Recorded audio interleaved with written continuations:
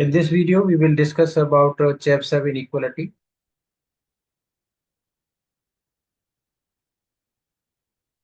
Chebyshev inequality.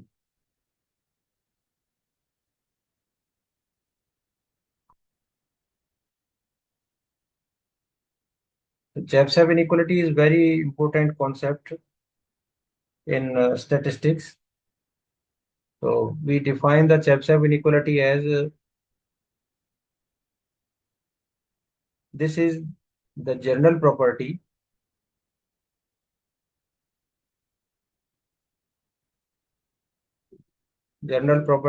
of discrete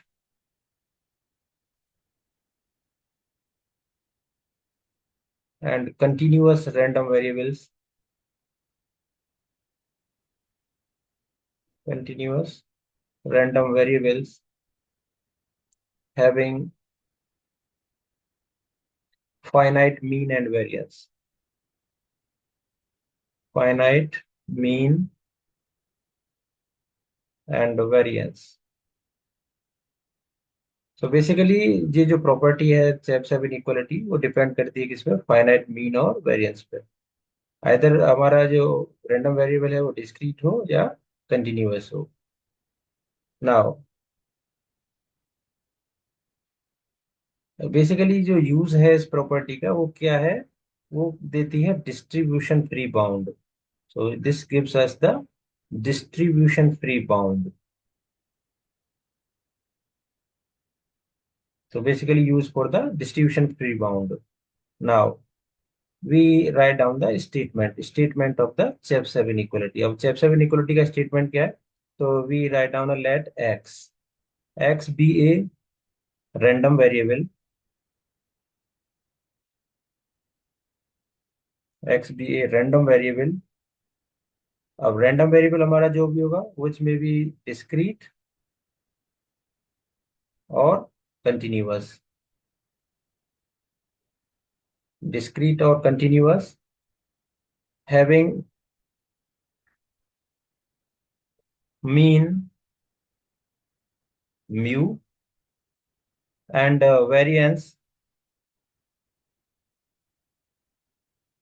sigma square. So mean mu and variance sigma square which are finite, both are finite होने चाहिए।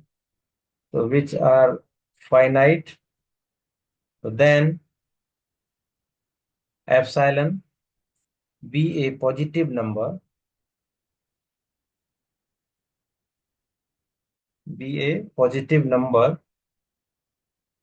means epsilon a number which is greater than 0. So probability p of random variable x minus mu which is greater than is equal to epsilon less than equal to variance upon epsilon square. So variance means sigma square basically। तो variance upon sigma square. तो आपने देखा होगा यहाँ पर जो importance है किसकी है, फाइनाइट मीन। तो mean mu and variance sigma square. तो here this is the mean और दिस एक्स भी the random variable, X random variable है और यहाँ पर क्या है वेरिएंस। तो ये क्या दे रहा है हमें, बाउंड दे रहा है, means lower bound to upper bound. Okay that mean random variable lie. सो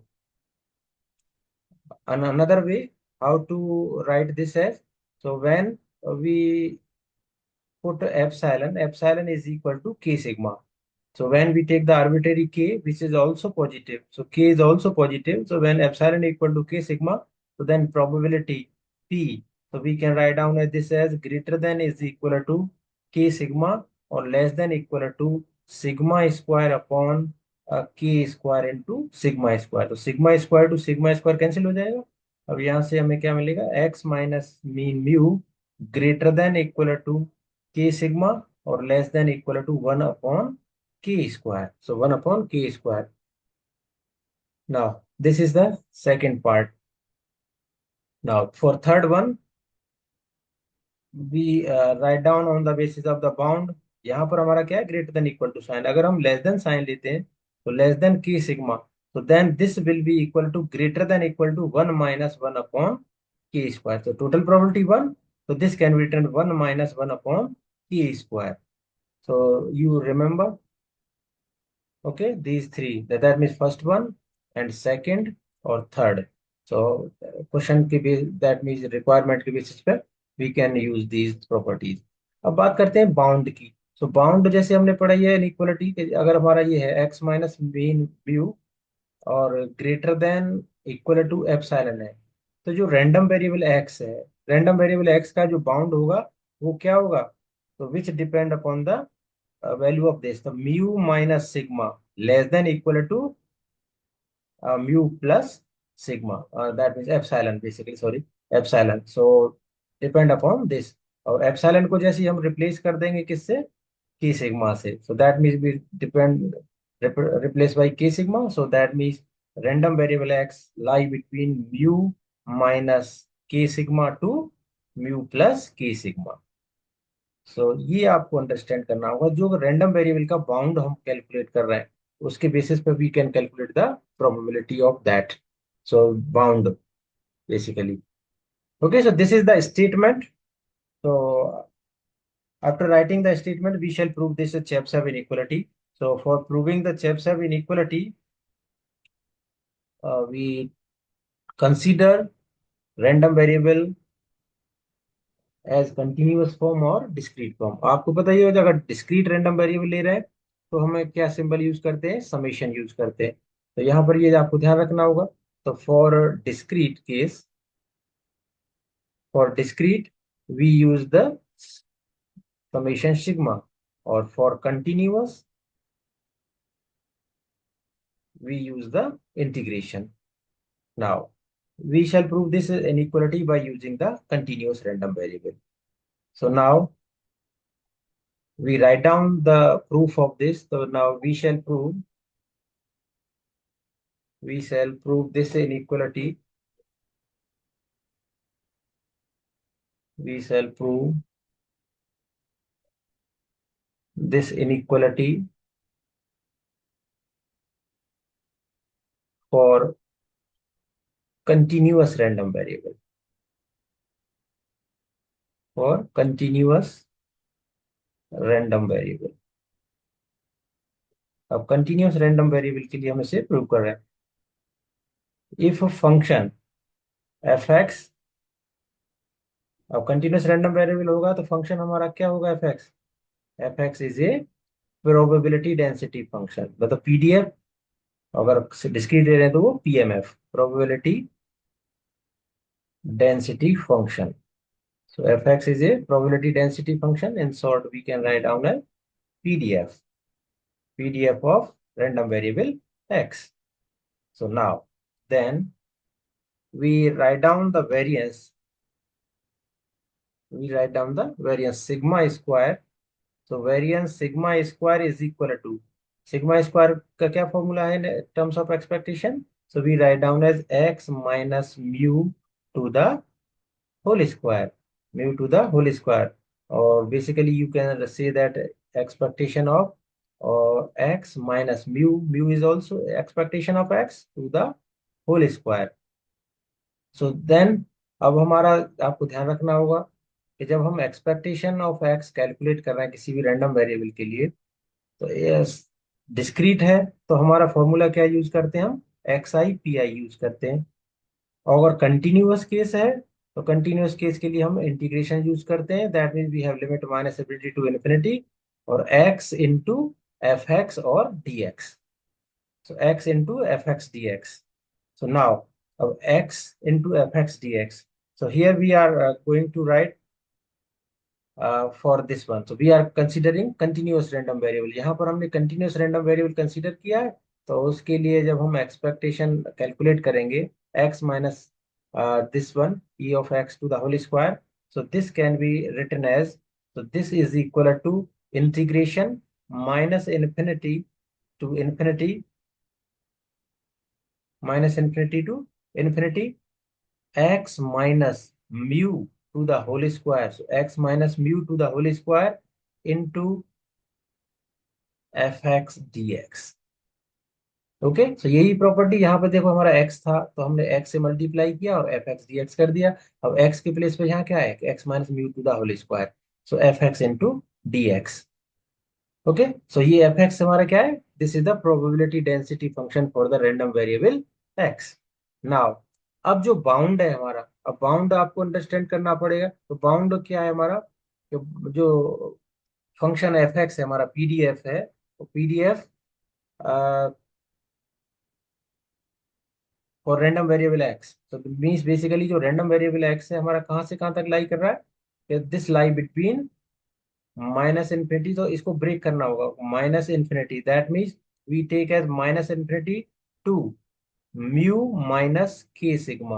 अब हमने यहाँ पे लिखा है, देखिए ये बाउंड है ना, जो रैंडम वेरिएबल एक्स के लिए, जो रैंडम वेरिएबल एक्स है, तो म्यू माइनस के सिग्मा, जो रैंडम वेरिएबल एक्स, अब दोनों ही टर्म्स में आप सॉल्व कर सकते हो, चाहे एप्सिलॉन की टर्म्स से सॉल्व कर दो या से के सिग्मा के टर्म्स में सॉल्व कर दो।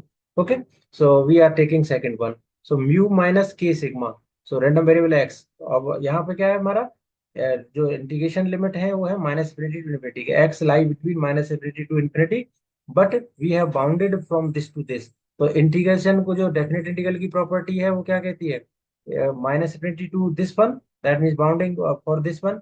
सो म्यू माइनस के सिग्मा, और म्यू माइनस के सिग्मा, और फंक्शन तो रिमेन सेम रहेगा, तो फंक्शन क्या होगा हमारा, एक्स माइनस म्यू का whole square into F x D x. अब प्लस या माइनस इन्फिनिटी से यहाँ आ गए। अब नेक्स्ट इंटीग्रेशन कहाँ से स्टार्ट होगा, नेक्स्ट इंटीग्रेशन स्टार्ट होगा म्यू माइनस के सिग्मा से लेके, और क्या होगा, म्यू प्लस के सिग्मा, सेकंड जो बाउंड होगा हमारा। तो ये क्या हो जाएगा, x minus mu to the whole square into F x D x. और थर्ड इंटीग्रेशन कहाँ से स्टार्ट होगा, ये होगा म्यू प्लस के सिग्मा से लेके और प्लस इन्फिनिटी तक, मतलब पॉजिटिव इन्फिनिटी तक। So this also equal to X minus mu to the whole square into F x D x. Okay,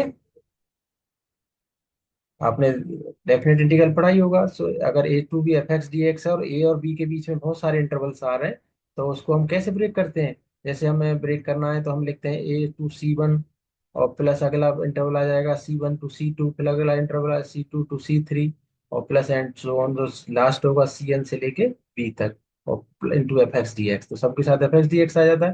तो सिमिलर वे में हमने यहाँ जो इंटरवल है माइनस इन्फिनिटी टू इन्फिनिटी, तो उसको ब्रेक किया है कहाँ से, minus infinity to this one. So basically you can understand by using this line. So here we have minus infinity, here we have plus infinity. So in between we have a, mu minus k sigma, और here this side we have mu plus k sigma। तो पहले हमने यहाँ से यहाँ तक solve किया, फिर ये सॉल्व किया, और थर्ड वन में हमने ये interval. Okay, now after writing this, so we can say that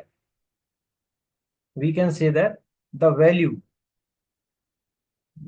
of this integration means which is greater than or equal to, जो वैल्यू होगी इसकी, वो ग्रेटर देन और इक्वल टू किससे होगी, ग्रेटर देन इक्वल टू होगी minus infinity, that means first integration mu minus के sigma, और x minus mu to the whole square into F x D x, और प्लस, और सेकंड होगी mu plus के sigma to infinity x minus mu to the whole square into F x D x. Okay, तो इसको हमने दे दिया equation number first, equation number first. Now अब ये हमने कैसे लिखा, तो अब इसके लिए वही सेम बाउंड जो हमने पहले उधर मेंशन किया हुआ है स्टेटमेंट के साथ, वी कैन से दैट जो रैंडम वेरिएबल एक्स है वो क्या है, कि लेस देन इक्वल टू है म्यू माइनस के सिग्मा। एक टर्म में तो ये हो गया, और दूसरे टर्म्स में क्या होगा, कि जो एक्स है वो ग्रेटर देन इक्वल टू है हमारा किससे, म्यू प्लस के सिग्मा। तो इसको वो हम क्या लिख रहे हैं, which implies and implied that x minus mu which is greater than equal to k sigma. तो इसी को हमने बाउंड को ओपन किया है।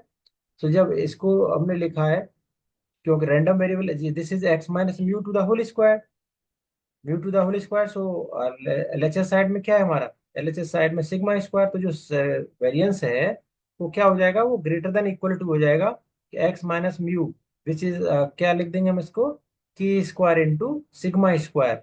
तो K square into sigma square, so this K square into sigma square, और इंटीग्रल क्या आ जाएगा फिर हमारा, integral gives us minus infinity to mu minus के सिग्मा और function F X into D x और प्लस म्यू प्लस के sigma to infinity F X into D x. तो F X into D x, तो ये हमारा क्या हो गया, equation number second. So this is the equation number second. अब जो प्रोबेबिलिटी बाउंड आपको लिखना है, so this we can write down as sigma square. So this sigma square, okay, तो जो वैल्यू होगी इसकी which can be written as equal to k square sigma square. अब जो प्रोबेबिलिटी बाउंड होगा, ये जो प्रोबेबिलिटी बाउंड होगा, ये कहाँ से कहाँ तक होगा, this depend upon the P for random variable x which is less then और इक्वल टू म्यू माइनस के sigma in terms of probability, or plus this bound can be written as probability p which is x greater than mu plus k sigma। जो k sigma से infinity तक जा रहा है, random variable क्या हो गया, k प्लस सिग्मा से हायर हो गया, तो this can be written as, okay. So now अब इसको जब कंबाइंड करके हम एक ही उसमें लिखेंगे स्टेटमेंट में, तो this can be written as k square और sigma square। So this can be written as probability p of x minus mean mu can be written as greater than or equal to k sigma। So k sigma। So now we write down this as, so this having greater than equal to sign. So this having greater than equal to. So you can write down that this as, which implies that probability p of x minus mean mu greater than equal to के sigma.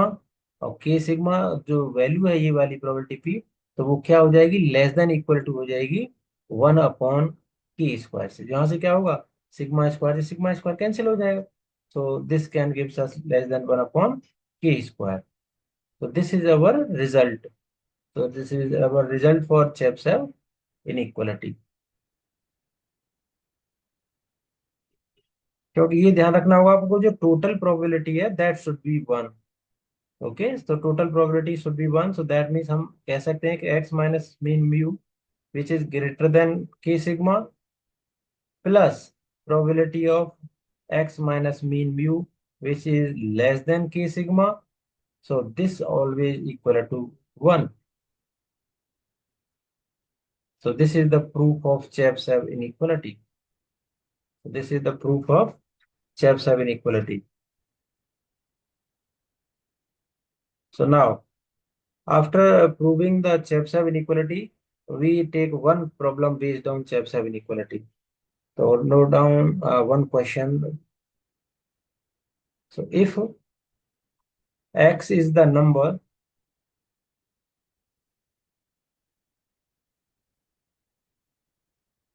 scored in throw of a fair coin dice, throw of fair dice. So show that the Chebyshev inequality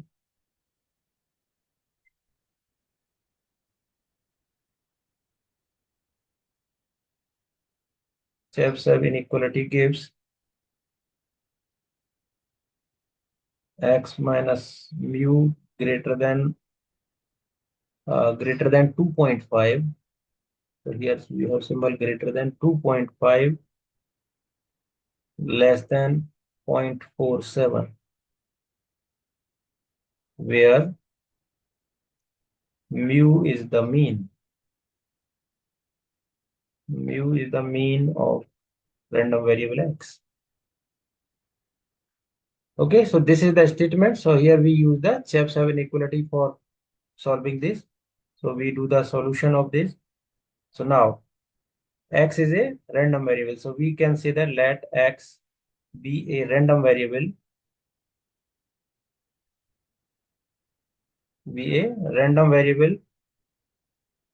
takes the values. अब क्या values लेगा ये, क्योंकि हम throw कर रहे हैं फेयर डाइस को। तो फेयर डाइस के लिए वैल्यूज क्या होंगी हमारी, 1 2 3 4 5 6। This is the sample space. Okay, so अब प्रोबेबिलिटी निकालते हैं, so we can say that each having the probability, each having the probability 1 by 6.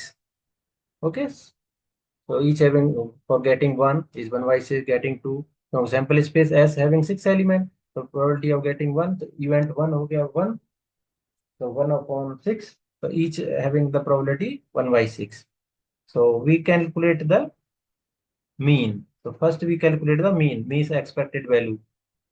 So mean mu और एक्सपेक्टेशन ऑफ एक्स, अब ये क्या है, तो डिस्क्रीट रैंडम वेरिएबल है, तो डिस्क्रीट रैंडम वेरिएबल है तो उसके लिए हम क्या यूज करते हैं, summation of X I P I. तो summation of X I P I, अब या तो इस आप डिस्ट्रीब्यूशन बना लो इसका, तो डिस्ट्रीब्यूशन बनाएंगे तो रैंडम वेरिएबल एक्स हमारा क्या हो गया, 1 2 3 4 5 एंड 6, और probability of each random variable हम क्या लिख देंगे, 1 by 6 1 by 6 1 by 6 1 by 6 and 1 by 6। अब एक्स आई पी आई, तो ये जो वैल्यूज होती है हमारी रैंडम वेरिएबल एक्स की, वो क्या कहलाती हैं, x eyes, x1 x2 x3 x4 x5 और x6, और ये क्या होती है, P I means probabilities of each random variable. तो ये होती है प्रोबेबिलिटीज, तो P5 एंड P6। अब जब एक्स आई पी आई लिखेंगे तो इसको क्या लिखना होगा हमें, x1 P1 plus x2 P2 plus x3 P3 plus x4 P4 और प्लस x5 P5 और प्लस x6 P6। तो now, so 1 into 1 by 6 plus 2 into 1 by 6 plus 3 into 1 by 6 plus 4 into 1 by 6 plus 5 into 1 by 6 और plus 6 into 1 by 6। तो जब सम करेंगे तो the some will be 21/6। अब ऐसे ही expectation of x square calculate करेंगे, तो जब expectation of x square calculate करेंगे तो उसके लिए क्या फॉर्मूला यूज करेंगे हम, summation of X I square into P I. So xi square into pi means x1 square into p1 plus x2 square into p2 plus x3 square into p3 plus x4 square into p4 plus x5 square into p5 और plus x6 square into p6। तो 1 square is 1, तो 1 square into 1 by 6, 2 square into 1 by 6, 3 square into 1 by 6, 4 square into 1 by 6, 5 square into 1 by 6 or plus 6 square into 1 by 6। So when we simplify this, so this gives us 91/6। जब इसको simplify करेंगे तो this gives us 91/6। अब हमें क्या हो कि basic जो पैरामीटर हैं उसके लिए क्या है हमारे, मीन और वेरिएंस, चेबीशेव इनइक्वालिटी को सॉल्व करने के लिए। तो this gives can be written as expectation of x square minus expectation of x to the whole square. तो एक्सपेक्टेशन ऑफ एक्स स्क्वायर कितना है, 91/6, और ये कितना हो जाएगा, 21/6 टू द होल स्क्वायर। तो जब सिंप्लीफाई करेंगे इसको, okay, so this gives us 2.91 approximately. Now, अब 2.91 दिस इज द वेरिएंस। अब हम यहाँ पे देख रहे हैं कि जो रिजल्ट है हमारा, जो जिसको हमें प्रूव करना, ये हमारा रिजल्ट है। तो मीन म्यू हो गया हमारा। अब ये जो वैल्यू है, this value is 2.5 means greater value. जो एप्सिलॉन जहाँ यूज कर रहे हैं हम, एप्सिलॉन क्या है, very small positive quantity, that means something 0.001 0.01। When value is large, that means 1 point something or 2 3 4 5, तो then we use the second property that will be for K. तो जो हमने अभी जैसे सॉल्व किया यहाँ पे, तो हम उसको फिर के लिए सॉल्व करेंगे। So that means we solve this for k. So for solving k, so now here we write down that we use Chebyshev inequality.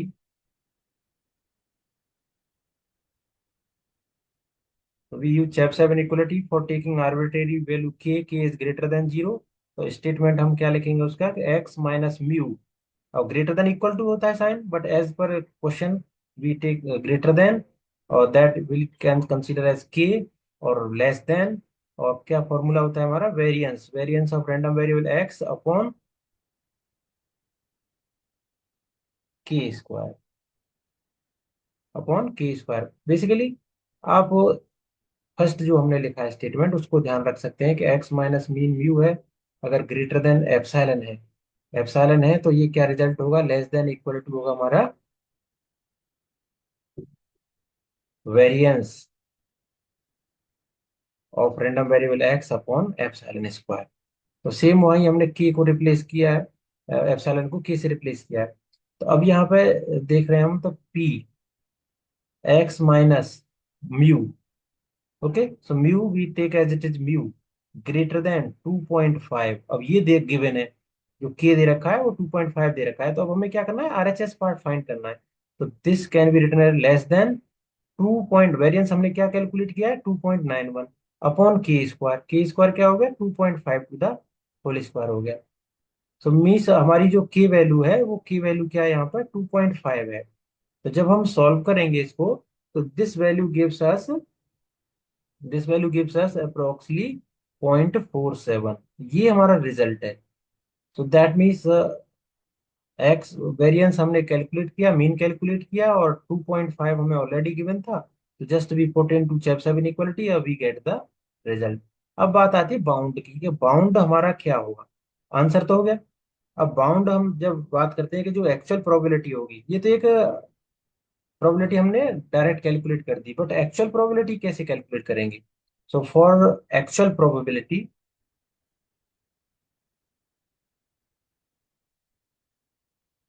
So we take this as X minus mean. Mean कितना आया था हमारा 21/6 आया था, और 21/6 को क्या लिख देंगे 3.5 लिख देंगे, विच is greater than 2.5। Okay, so this gives us P, P of random variable x lies, okay, outside the limit. So we can write down the outside the limits. Limit क्या होंगी हमारी 3.5 माइनस 2.5, और दूसरी लिमिट्स क्या होंगी हमारी 3.5 plus 2.5। जो limits होंगी हमारी वो क्या होंगी, दैट इज 1,6। इसी की तो हम बात कर रहे हैं, कि हम क्या कर रहे हैं कि थ्रोइंग ए डाइस, और डाइस हैविंग 1 to 6 एलिमेंट। जो बाउंड हो गया हमारा ये वाला, वो बाउंड क्या हो गया, रैंडम वेरिएबल एक्स जो है हमारा, वो लाई कर रहा है कहाँ से, 1 से लेके 6 तक।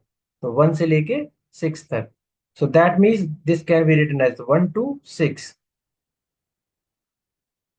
ओके, तो रैंडम वेरिएबल 1 to 6। अब इसको कैलकुलेट कर रहे हैं, तो एक्स क्या है हमारा, number on dice when throw. Okay, तो जो आउटसाइड द बाउंड हो जाएगा हमारा, इसके आउटसाइड जो भी जाएगा, अगर एक्स हमारा लाई कर रहा है उसके आउटसाइड में, तो आउटसाइड की प्रोबेबिलिटी क्या होगी, इम्पॉसिबल इवेंट हो गया, तो इम्पॉसिबल इवेंट की प्रोबेबिलिटी क्या होगी, 0 होगी। तो bound is this, so X, okay, X is the number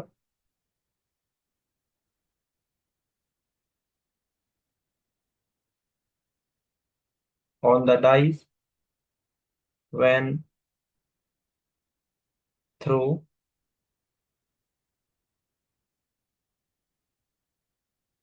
it can not lie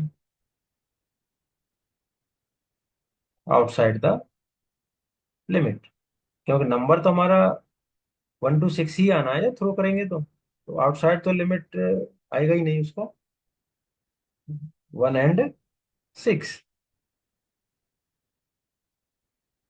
So probability, we can say that probability P of empty set which is equal to 0।